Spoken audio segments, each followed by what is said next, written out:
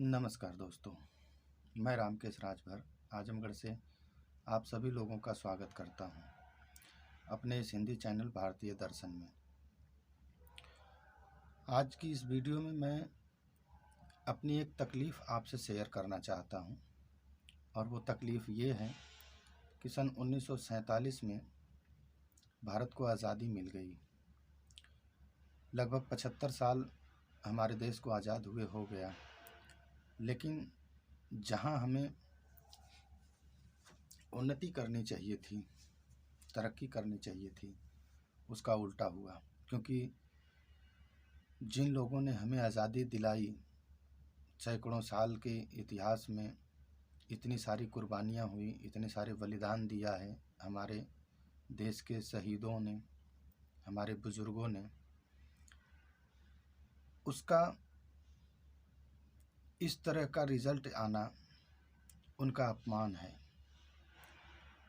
क्योंकि हम आज़ाद होने के बाद अपने देश को कहाँ लेके आए, और इसी तरह से चलता रहा तो हम कहाँ जाएंगे। क्योंकि प्राकृतिक संसाधन जितना हमारे पास है शायद ही दुनिया के किसी देश के पास हो। हमारे पास 18 तरह के क्लाइमेक्स जोन हैं जिसको मौसम कहते हैं, और इतना क्लाइमेक्स जोन दुनिया के किसी देश में नहीं है, चाइना में भी नहीं है। और चाइना हमसे 2 साल बाद आज़ाद हुआ मगर वो हमसे आज हर क्षेत्र में बहुत आगे है। हम उसके आगे एक तरह से कह सकते हैं कि ज़ीरो हैं। इसका क्या कारण है, यही हम समझने की कोशिश करते हैं। इसी को हम समझते हैं कि इसके पीछे की वजह क्या है। मेरे जो समझ में आया है इसके पीछे का वजह वो ये कि चाइना आत्मनिर्भर है और हम विदेशी चीज़ों पे डिपेंडेंट हैं। किसी भी क्षेत्र में, हर क्षेत्र में देख लीजिए, वो चाहे इलेक्ट्रिक का क्षेत्र हो या गाड़ियों का टेक्नोलॉजी का क्षेत्र हो या फिर किसी और क्षेत्र में हो, किसी भी क्षेत्र को आप देख लीजिए, हमने सिर्फ और सिर्फ विदेशी चीज़ों को इम्पोर्टेंट माना है। हमारे देश की गुलामी, मानसिक गुलामी ऐसी है। पहले हम शारीरिक रूप से गुलाम थे, मगर शरीर तो हमारी आज़ाद हुई, लेकिन शायद मानसिक जो गुलामी है वो जा नहीं पाई अभी तक। क्योंकि अमेरिका से कोई भी चीज़ आई या यूरोप से कोई भी वस्तु आती है तो उसको हम बहुत इम्पोर्टेंट मानते हैं, बड़ी अच्छी चीज़ है, बड़ी भारी चीज़ है, चाहे भले ही क्यों ना वो जहर हो। जहर को भी हम इम्पोर्टेंट मानते हैं कि ये एकदम कारगर है, एक झटके में मार देती है लोगों को। भारत की जहर से तो कोई मरेगा भी नहीं, शक है उसमें। ऐसी मानसिकता हमारी हो गई कि जहर को भी इम्पोर्टेंट हम मानते हैं।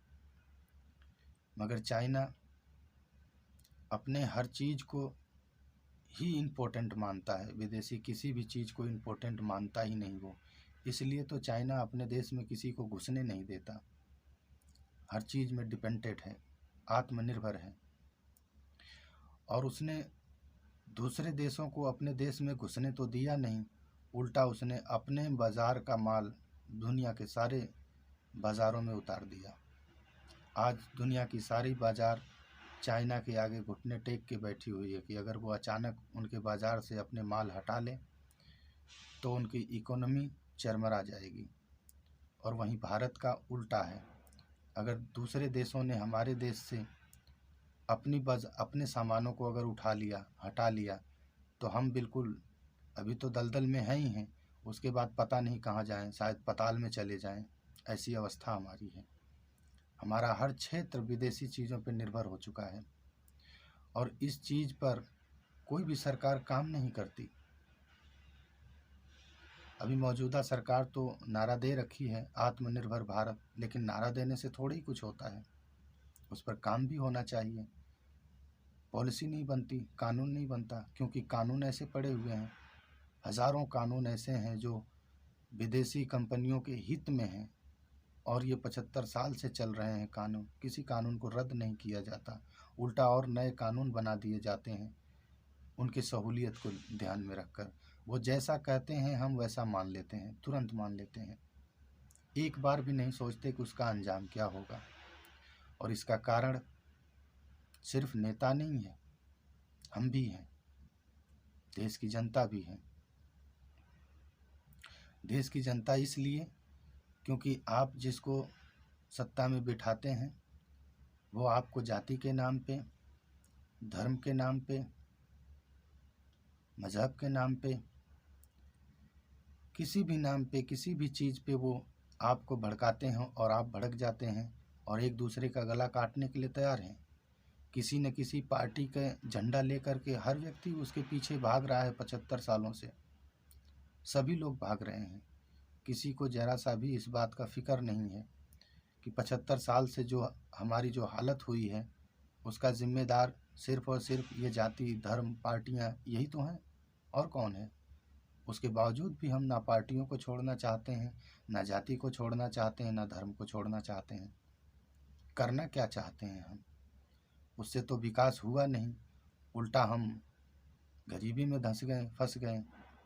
अब उससे बाहर निकलने का हमें दूसरा भी तो रास्ता ढूंढना चाहिए। नहीं ढूंढते। क्यों? क्योंकि हमारे समाज के जो पढ़े लिखे लोग हैं, जो थोड़े से बुद्धिजीवी जिनको कहा जाए कि बुद्धिजीवी लोग हैं, वो भी और पार्टी के लोग भी, धर्म के ठेकेदार, सब के सब अपनी अपनी जगह पे अपना अपना हिस्सा लेके बैठे हुए हैं। उनके हिस्से का उनको मिल रहा है, बस ठीक है, चलने दो जैसे चल रहा है। देश की फिक्र किसी को नहीं है।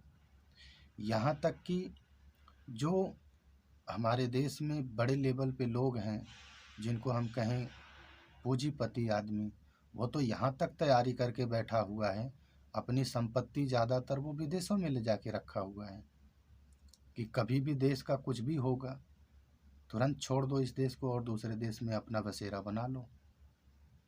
यहाँ तक तैयारी है उनकी।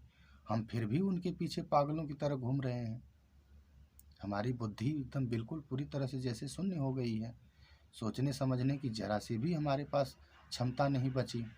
क्या इसी दिन के लिए हमारी जो देश के हमारे जो बुजुर्ग थे क्रांतिकारी, अपनी गर्दनें कटाएं,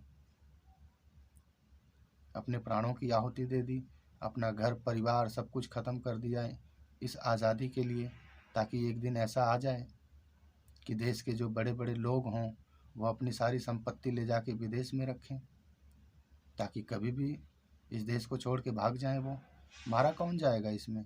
जो गरीब हैं, जो कमज़ोर हैं, वो तो कहीं भाग नहीं सकता, वो यहीं मरेगा, क्योंकि उसका विदेश में किसी जगह पैसा तो है नहीं, जाएगा कैसे? यहीं बचेगा तो ठीक, नहीं बचेगा तो मर जाए। लेकिन वो तो जाएंगे जिनको हम बहुत बड़ा देशभक्त मानते हैं कि ये बहुत बड़ा देशभक्त है, वो तो यहीं जब तक ठीक ठाक है तब तक ठीक है। जिस दिन मतलब इस देश का व्यवस्था गड़बड़ाया, अभी हुआ ना अफगानिस्तान का हाल देखें, उसमें जो पूंजीपति लोग थे देश छोड़ के भाग गए। आज वो देश पर तालिबानी का कब्जा है। अब वो जैसे चाहें वैसे उस देश को चलाएं, मारें, पीटें या ठीक से रखें, जैसे दिल करे वैसे करें। लेकिन जो देशभक्त बने फिर रहे थे वो दो ही 4 दिनों में देश छोड़ के भाग खड़े हुए। वही हालत, वही तैयारी भारत के नेताओं की भी है, भारत के उद्योगपतियों की भी है, जितने भी लोग हैं वही हालत है, वही कंडीशन है। मरेंगे हम और आप, इसलिए इसकी तैयारी हमें और आपको ही करनी है। अगर हम और आप इस चीज़ को नहीं करेंगे तो फिर कौन करेगा? सोचिए इस बात पर। आज इतना ही।